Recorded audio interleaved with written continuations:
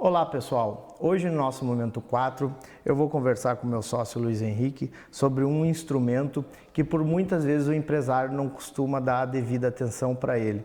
Geralmente o empresário que está constituindo a empresa ou que já tem a sua empresa constituída acaba se esquecendo ou não dá muita importância para o contrato social. Olá Luiz. Olá Arthur, tudo bem? Tudo bem. Poderia explicar para nós um pouco melhor o que é o contrato social? Na verdade, o contrato social, né, Arthur, ele é praticamente a certidão de nascimento como se fosse para uma pessoa física. Então, ele é a certidão de nascimento de uma empresa, vamos dizer assim. A empresa, normalmente, uma sociedade limitada, ela necessita ter um contrato social, que é onde ele rege algumas regras, quem são os donos da empresa, quem são os sócios, né, os donos no caso, como vai ser distribuído esses lucros, onde a empresa vai se localizar, o prazo de validade dessa empresa, que tipo de empresa é, ou seja, ele é justamente essa analogia à certidão de nascimento, né, de um negócio, no caso a própria empresa. Que legal, Luiz. E essa certidão de nascimento, vamos usar esse termo, esse contrato, por ele reger a relação entre empresa, sócio e tudo mais, ele tem alguns elementos contratuais básicos que ele tem que ter? Tem. O contrato, na verdade, ele tem, né, uma estrutura mínima e básica para que ele possa ser registrado, né, no cartório ou na própria junta comercial. Que, na verdade, é o título, né, do contrato, que tipo de contrato está sendo feito. O preâmbulo dele, que são algumas informações básicas que tem que constar nesse contrato, o corpo do contrato, que são, digamos assim, que informações adicionais nesse contrato, né? E a finalização, que é conhecida por fecho, né, do contrato. Então essa é uma estrutura mínima que deve ser observada para começar um contrato social. Ei, Luiz, tu falou ali em preâmbulo. O preâmbulo seria? Na verdade, Arthur, o preâmbulo, eles são os dados iniciais, onde tu informa, por exemplo, quem é o sócio da empresa, onde ele reside, seus documentos, CPF, RG, local de nascimento, ou seja, tu qualifica ali os sócios da empresa. Quando a empresa está fazendo a constituição, o primeiro contrato dela, que é o de constituição, o preâmbulo dele basicamente é só os dados dos sócios da empresa. Então, tu cita os sócios, né, e diz que eles, de comum acordo, acordam, né, em fazer, em constituir a empresa. Aí abaixo, tu cita as outras cláusulas, enfim.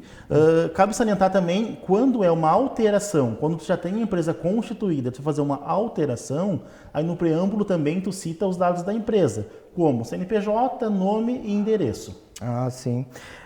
Luiz, e já que estamos falando de contrato social, hoje no Brasil existem muitas leis no Brasil e uma lei que rege as relações civis é o Código Civil. Perfeito. Eu acredito que deva ter uma interferência do Código Civil sobre esse contrato, ou seja, deve ter algumas cláusulas obrigatórias nesse contrato social? Isso, Arthur. O Código Civil, ele praticamente rege essas relações, né? Uhum. Então, e também com isso, no corpo do contrato, tu tem que ter algumas observações que devem ser consideradas. Ou seja, elas são tecnicamente obrigatórias para te conseguir estruturar uma empresa pelo contrato social.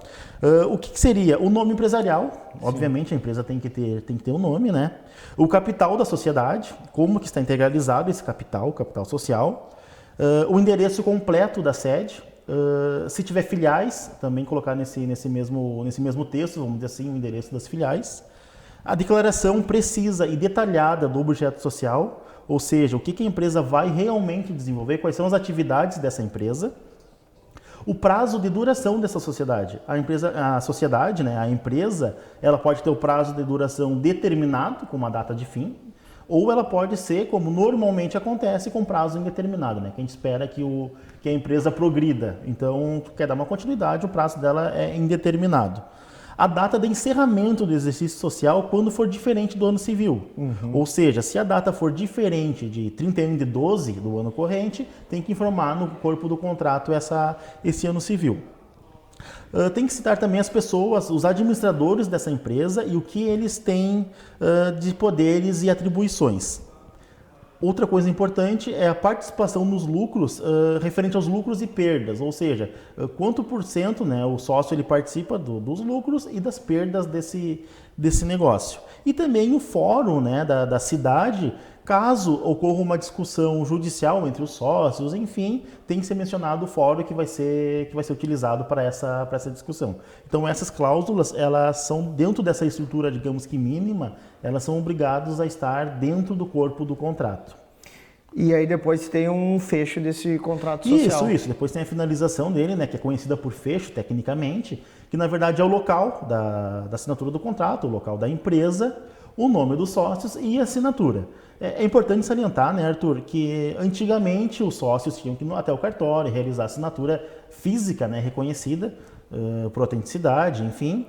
Hoje, atualmente, a nossa Junta Comercial do Rio Grande do Sul, em específico, tirando os outros cartórios de registros especiais, né, mas falando exclusivamente da Junta Comercial, tu já faz a assinatura digital, pelo certificado digital do sócio. Uhum. Então o sócio já assina e já manda para a Junta esse contrato para registro, né? E cada sócio que vai assinar esse contrato social tem que ter um certificado específico, que vai substituir a assinatura no cartório. Isso, pode. O adequado é como a pessoa está realmente assinando um documento de uma extrema relevância e importância, né, Arthur? O ideal é que tenha sim cada um o seu certificado, vá lá, assine, realmente receba por e-mail do próprio escritório de contabilidade, receba, entre o seu certificado, assina, dê a ciência nesse ato, né? Mas também a Junta Comercial prevê um caso que tu pode fazer uma procuração específica, com poderes específicos, para qualquer outro terceiro te representar na assinatura desse documento.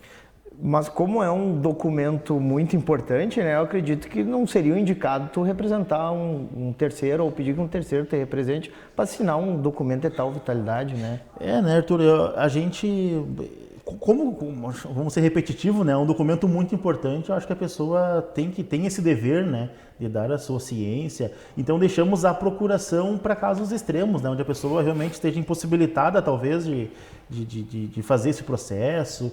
Mas eu acho que é muito importante, sim, a pessoa ela ter total ciência, fazer a leitura desse contrato e assinar, né? Até porque tem que ter cuidado, porque como assinatura eletrônica, tu precisa de um certificado digital, tu tem que ter a posse desse certificado, tu tem que ter o controle disso para não deixar qualquer pessoa fazer uma alteração, até uma fraude numa empresa, né? Então eu acho que esse é um cuidado que realmente tem que se ter na hora de fazer um contrato.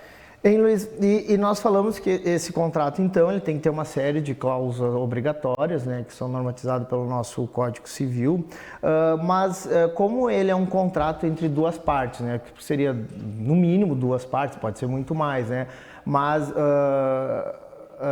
como ele é um contrato entre partes, se eventualmente essas partes quiserem colocar alguma cláusula facultativa ou algo que for específico dessa relação, 2 empresários, 3 empresários, eles podem fugir dessas cláusulas obrigatórias e incluir mais cláusulas facultativas? Pode sim. O que foi mencionado, né, Arthur, são cláusulas obrigatórias numa estrutura para ter um contrato, para conseguir um registro, vamos dizer assim. Além disso, pode se preocupar com outras situações previstas em Código Civil e de acordo com os sócios.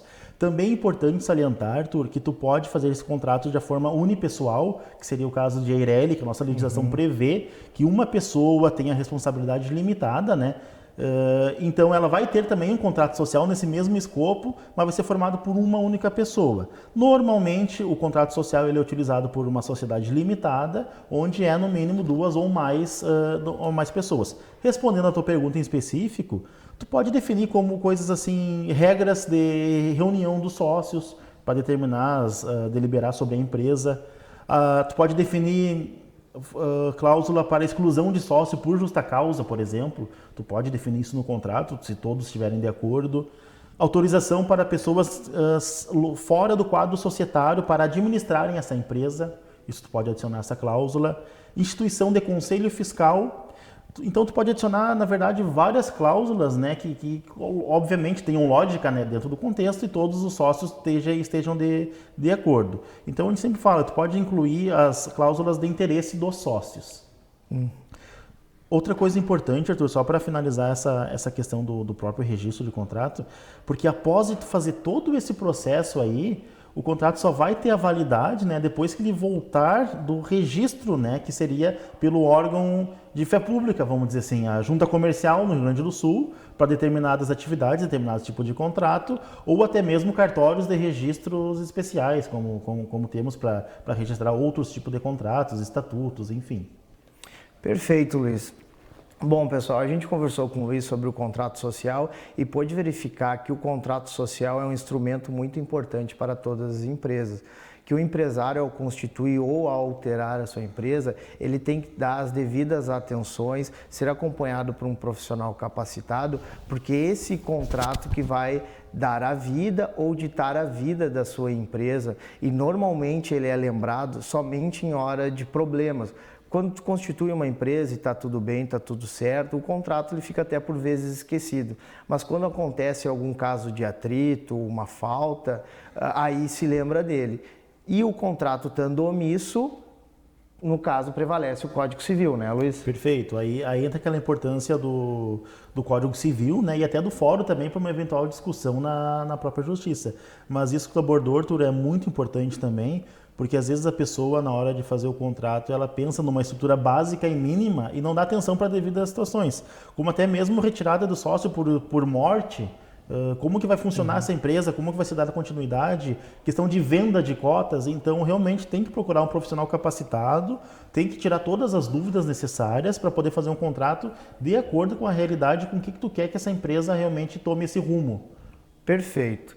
Perfeito, pessoal. Então, nós queríamos salientar a importância desse instrumento e que todos deem a devida atenção a ele. Esse foi o nosso Momento 4 de hoje. Para maiores informações, nossos canais de comunicação estão disponíveis.